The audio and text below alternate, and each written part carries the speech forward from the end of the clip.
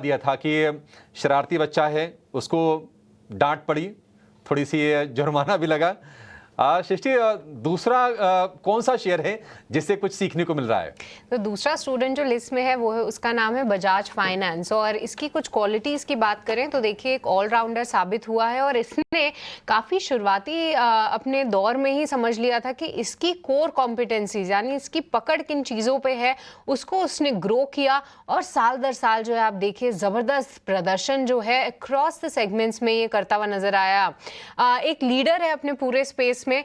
ना ही सिर्फ हम देख रहे हैं कि अलग अलग इनोवेशंस करता है, फाइनेंशियली आप देखिए कंसिस्टेंट परफॉर्मर रहा है। इनके एयूएम के जो नंबर्स रहते हैं वो इंडस्ट्री लीडिंग तो होते ही हैं, पर उससे बाकी कंपनीज का भी हम आकलन करते हैं कि अगर बजाज फाइनेंस ने ये ग्रोथ करी तो बाकी कंपनीज पे किस तरीके का असर रहेगा। इनके कुछ एक मॉडल जैसे कि ईएमआई कार्ड मॉडल्स अलग अलग एक्सपेरिमेंट करते रहते हैं, वो काफी सक्सेसफुल हुए हैं। तो बजाज फाइनेंस वो स्टॉक है जिससे सीखने मिलता है कि कोर कॉम्पिटेंसी यानी अपनी पकड़ वाली चीजों पे काम करिए और ऐसे में शेयर धारकों का भी फायदा होता है।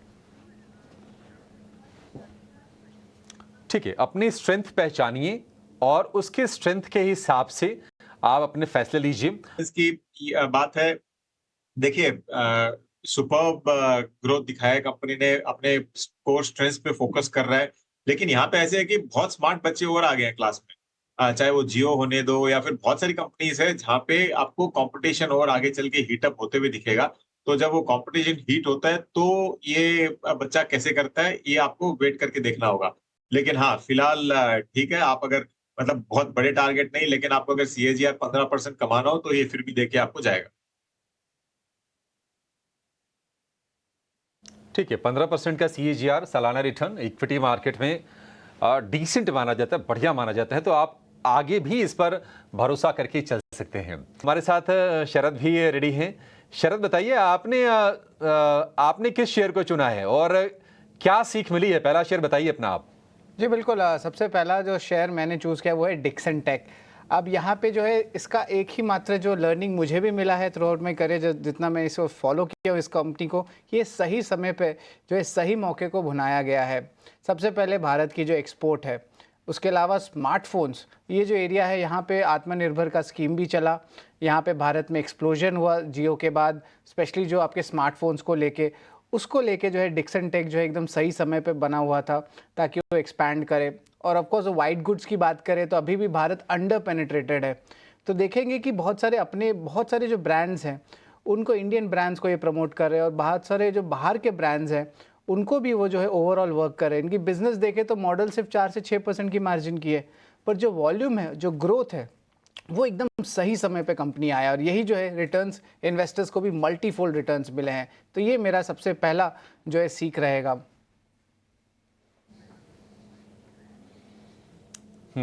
ठीक है, डिक्सन टेक, जो भी मौके आए इनको लगा कि नहीं इलेक्ट्रॉनिक मैन्युफैक्चरिंग में जहां भी मौके दिख रहे थे, चाहे वो मोबाइल फ़ोन वाला हो, चाहे वो टीवी वाला हो, उसका फ़ायदा उठाया। और सरकार ने जब पीएलआई स्कीम वगैरह भी लेकर आई तो उसका भी कंपनी को फ़ायदा मिला और क्या कमाई कराई है। 2 साल में रिटर्न यानी कि पैसे कर दिए हैं डिक्सन टेक ने 3 गुने। मतलब कोविड के समय में ना ये शेयर था 600-700 रुपये के आसपास का, और अगर आप भाव आप देखेंगे तो आपको शायद यकीन नहीं होगा कि नहीं, अब ये 13,000 रुपये को भी ये पार कर गया था। 13,639 रुपये का हाई बनाया डिक्सन टेक ने, और ब्रोकरेजेस भी इस शेयर को लेकर काफ़ी ज़्यादा बुलिश हैं। विवेक जी, डिक्सन टेक मौके कैसे भुनाने हैं उन पर बारीकी से नज़र रखिए और उसके हिसाब से प्लान भी कीजिए। सिर्फ नजर ना रखिए, प्लान भी कीजिए। ये डिक्सन टेक से सीखना चाहिए। आप जरा बताइए, डिक्सन टेक क्या इनकी जो रणनीति है, इनकी जो लक्ष्य के प्रति जो इनकी निशाना है, क्या आपको लगता है कि आगे और ये बढ़ते रहेंगे? तो अभिषेक जी, वो कहते हैं ना, जब लोहा गर्म हो तब आपको हथौड़ा मारना चाहिए, या फिर इंग्लिश में कि when opportunity is there strike it. तो डिक्सन वैसे ही एडवांटेज लेते रहे, एक अच्छा स्टूडेंट के मतलब साबित हुआ है ये भी।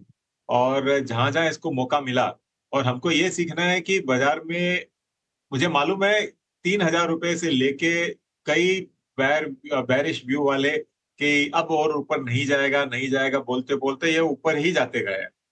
और कईयों ने ये देखा कि खाली बैलेंस शीट देखी, ये नहीं देखा कि आगे क्या आने वाला है। तो कई बार होता है ना कि मतलब स्टूडेंट अच्छा कर रहा है और फिर लगता है कि इससे तो अच्छा और क्या करे, और आपको वो मतलब गलत साबित करता है और भी अच्छा करता है। इनफैक्ट जब मैं स्कूल कॉलेज में था, 80-85% आ जाए तो अच्छा माना जाता था। आज के दिन मतलब बच्चे 98 99 लेके आते हैं और फिर भी सुसाइड कर लेते हैं, ऐसे ऐसे न्यूज भी आती है। तो अगली जनरेशन 100 में से 100 लेके आएगी क्या मालूम नहीं है, लेकिन हाँ, ये ट्रेंड है कि हर बार वो लोग अपने आप को बेटर करते रहे, और डिक्सन का भी यही हालत है। और आगे चल के भी विजिबिलिटी ऐसी है कि कोई मोबाइल फोन हो या फिर एलईडी टीवीज है, इनमें इनको अगर अच्छी तरह चलाना है तो उसका डिक्सन का हाथ उसमें रहना ही रहना है। तो कंपटीशन आज के दिन कम है, तो स्टूडेंट बहुत और भी अच्छा परफॉर्म कर रहा है, लेकिन